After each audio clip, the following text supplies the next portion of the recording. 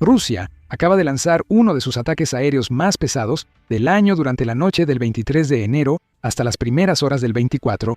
Más de 375 drones y más de 20 misiles golpearon la red eléctrica de Ucrania. El mensaje era claro: cortar la energía en pleno invierno, convertir el frío en un arma, hacer la vida diaria insoportable. Pero el ataque no quebró a Ucrania. En cuestión de horas, Kiev contraatacó, depósitos de petróleo ardieron y sitios de municiones explotaron a cientos de kilómetros del frente. Lo que debía dejar a Ucrania en la oscuridad mostró otra cosa: la creciente vulnerabilidad de Rusia. Analicemos lo que realmente pasó.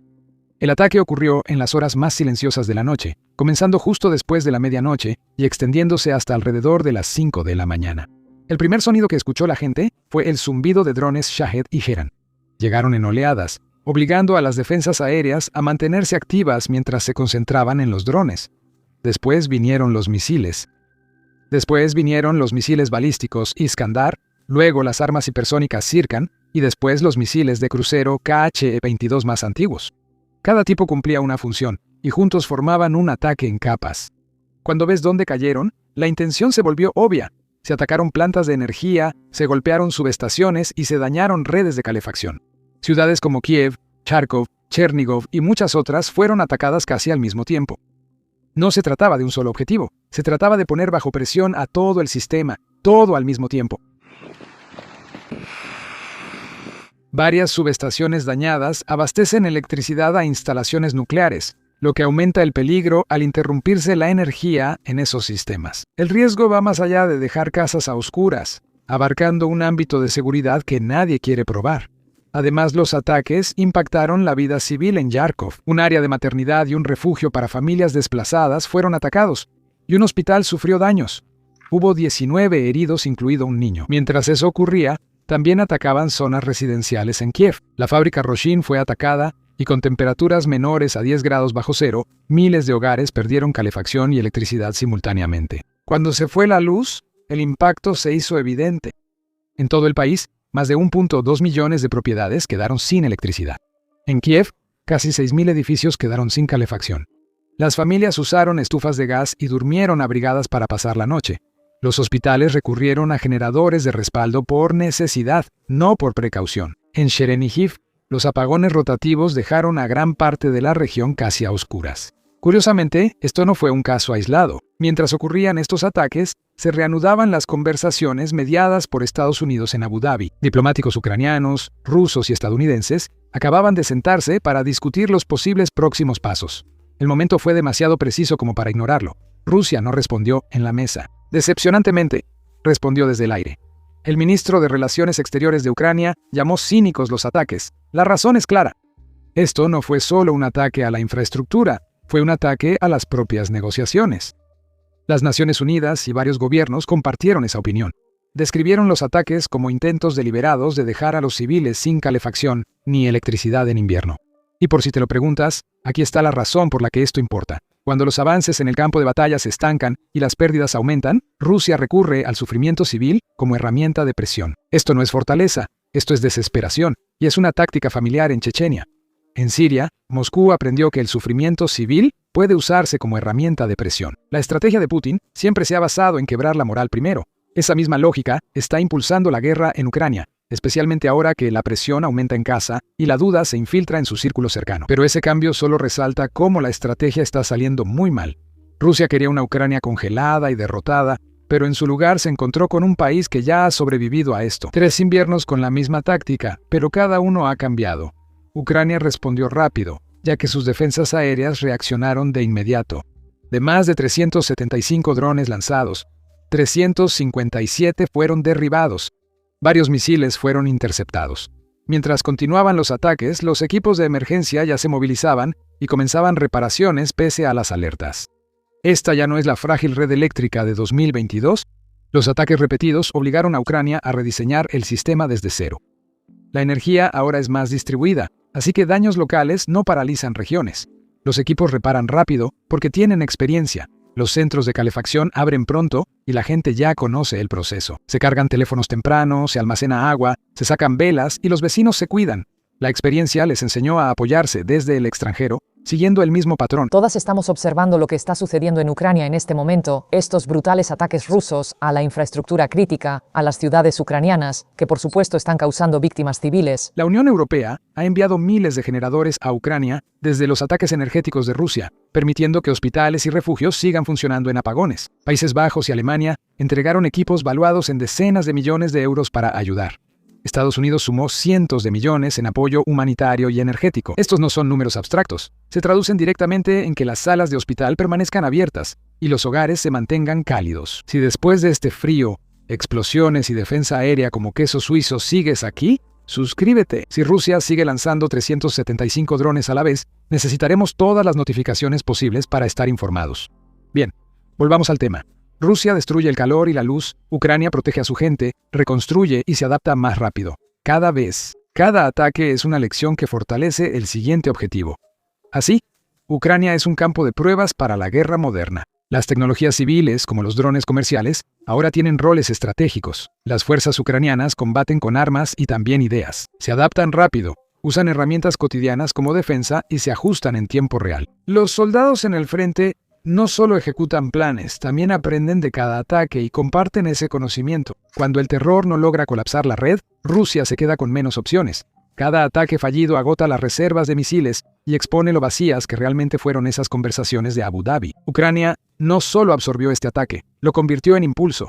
Rusia quería que Ucrania estuviera congelada y rota, pero en cambio encendió una mecha. Esa mecha ardió de vuelta cruzando la frontera, lanzando ataques calculados para golpear la máquina de guerra donde más duele.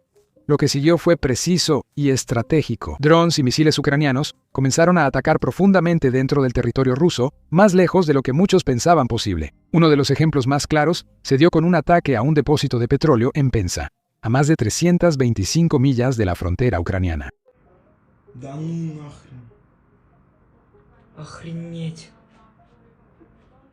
Este ataque provocó un incendio masivo. Las llamas se elevaron a cientos de pies en el aire, visibles desde millas de distancia, y ardió durante varios días a pesar de las temperaturas bajo cero. Esto no fue un accidente. Incendios así deben ser vistos y entendidos. Indican que el alcance de Ucrania crece, el esfuerzo bélico ruso es vulnerable y la seguridad en su territorio se debilita. Penza no fue un caso aislado. Otros ataques alcanzaron depósitos de municiones, causando explosiones secundarias que iluminaron el cielo y siguieron ardiendo tras el impacto. Se atacaron centros logísticos, interrumpiendo el suministro. Se dañaron subestaciones y zonas ocupadas, cortando la electricidad a las líneas ferroviarias y puntos de mando de los que dependen las fuerzas rusas. Cada impacto debilitó un poco más el sistema.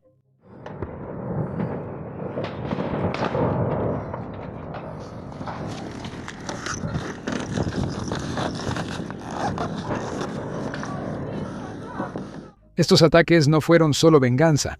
Buscaban degradar la capacidad de Rusia para librar una guerra moderna. Funciona con combustible. Los tanques, camiones, aviones y generadores dependen de él.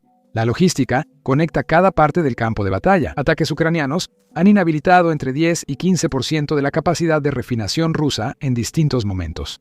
Es una pérdida relevante. Significa menos combustible al frente, costos más altos, movimientos más lentos y mayor presión sobre una economía ya afectada por sanciones. En Rusia, el impacto afecta más que el combustible y suministros también a la población. Civiles que creían la guerra lejana ahora ven explosiones, depósitos de petróleo en llamas y alertas aéreas en su territorio. La sensación de distancia se desvanece. Quiero decir, solo escucha lo inquietante que suena.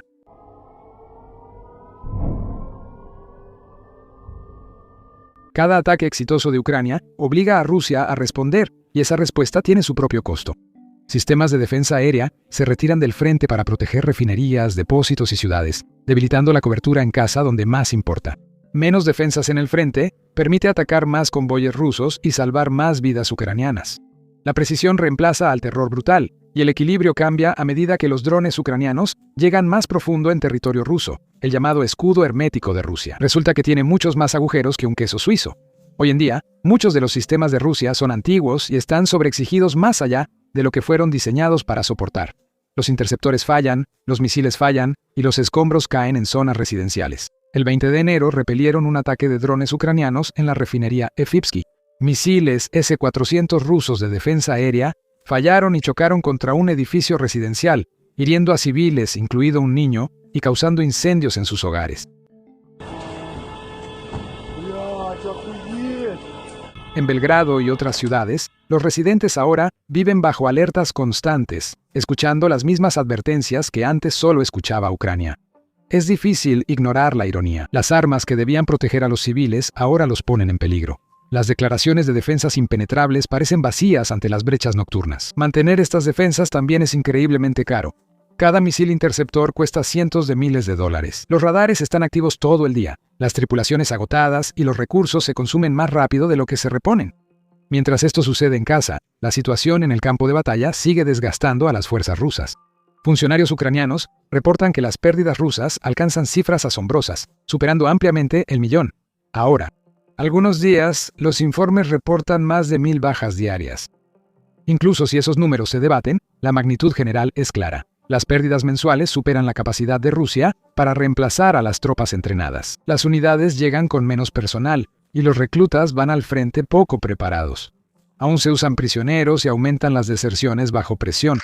Ucrania, en cambio, depende mucho de la tecnología. Drones exploran, atacan y generan interrupciones. Armas de precisión atacan objetivos de alto valor. Defensas aéreas en capas disminuyen la exposición, creando desequilibrio. Rusia pierde más con menos, mientras Ucrania aprovecha al máximo sus recursos limitados. Así se ven las escenas en Rusia.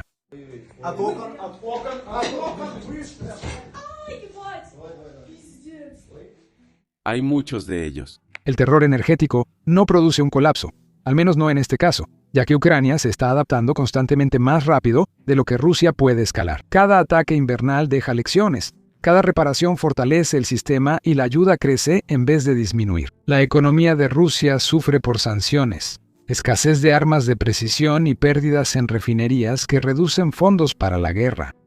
Ucrania ha hecho de los inviernos rusos épocas de aprendizaje, volviéndose más astuta, mientras el agresor sigue usando la misma hoja desafilada que también parece dañarlos. En este momento, la base principal de la flota del norte de Rusia está sin electricidad, con muchos de sus buques de guerra congelándose en las aguas cerca de Murmansk. Diplomáticamente, el daño es igual de real. Bombardear ciudades durante las conversaciones en Abu Dhabi socavó seriamente su credibilidad y destruyó cualquier reclamo de buena fe. Ahora fortalece la posición de Ucrania en el extranjero y refuerza el apoyo en Europa, Washington y las Naciones Unidas. Cada ataque durante las conversaciones de negociación hace que Rusia parezca menos creíble, no más intimidante para Ucrania. Cada nueva escalada rusa viene con una ventaja inesperada. Acerca más a la OTAN y obliga a la alianza a tomarse la contención más en serio. Después de la última andanada, no hubo vacilación. Inmediatamente se hicieron llamados para más defensas aéreas, más baterías Patriot, más sistemas SAMP-T, más Iris-T y más unidades NASAM.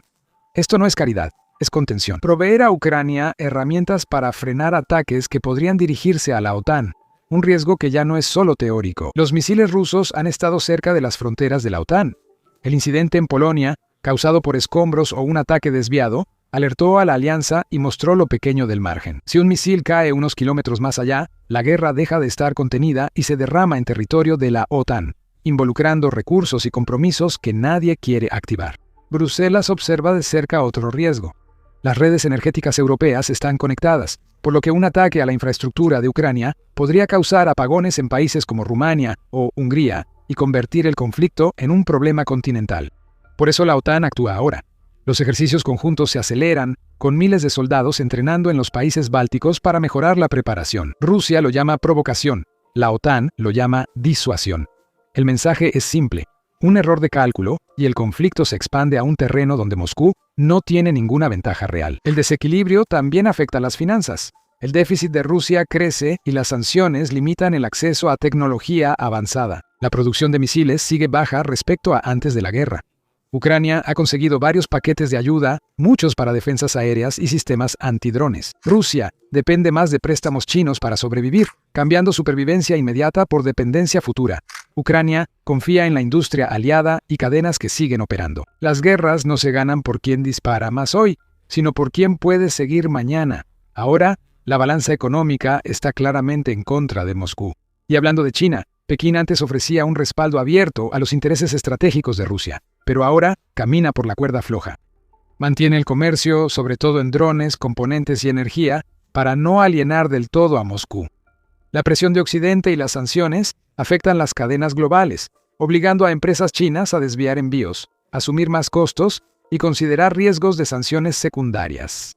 Este conflicto no solo está remodelando a Ucrania, está cambiando el equilibrio global de poder. Las alianzas cambian, los gobiernos cuestionan sus prioridades, las economías se realinean. De cara al futuro, es difícil ver un camino claro hacia la paz. Ambas partes se están atrincherando. Con cada ataque, las posibilidades de un acuerdo negociado parecen más lejanas. Pero si la historia nos ha enseñado algo, es que guerras como esta no solo remodelan fronteras, sino que también transforman la propia idea de lo que significan la seguridad y la soberanía en el mundo moderno. Las cicatrices de esta guerra durarán mucho más que la batalla.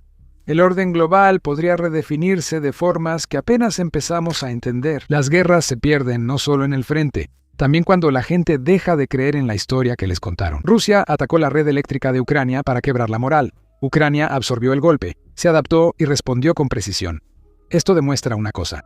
Las herramientas rusas pierden eficacia mientras los ucranianos mejoran sus habilidades. Ya no se trata de quién resiste más el dolor, sino de cuánto sobrevive un sistema fallido a las consecuencias de sus decisiones. Ucrania resiste, Rusia se quiebra y el mundo está observando.